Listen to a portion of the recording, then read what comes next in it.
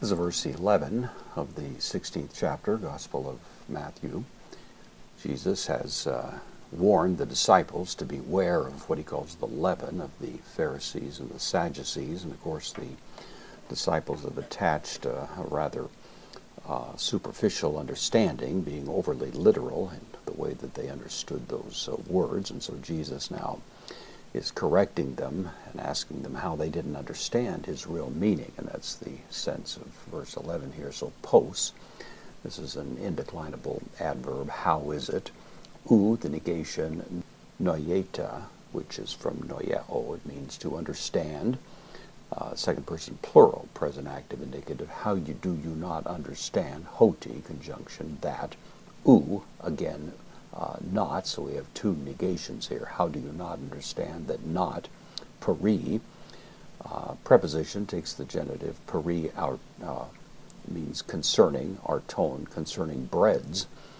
Apon, this is from lego I say, in this case first person singular, aorist active indicative, that I spoke to you, who men, that I said these things to you. How is it that you do not understand that it was not concerning literal bread that I was saying this? Jesus wanted them to see past the literal items to their actual meaning. And then essentially quoting his earlier statement to them, pros ekata. This is from pros echo. It means to hold something before you, and from that is the idea of being beware of it, being cautious about it. So beware, second person plural, present active, and beware, de, post positive.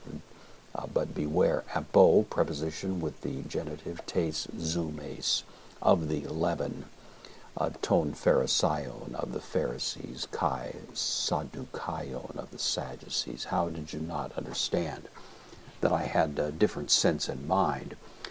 There are those who champion the idea of taking the Bible always literally, and while you can have some appreciation for the sentiment there, it's often the case that fixation on a purely literal view of a given text will indeed miss its more significant meaning. This is not a warrant for kind of freewheeling allegorical interpretation, but it is a warrant for trying to see past the particular physical ideas that might be brought to our attention, to ask what's going on behind it, what's the more profound sense of what's going on. And of course that's exactly what Jesus is appealing to the disciples to begin considering.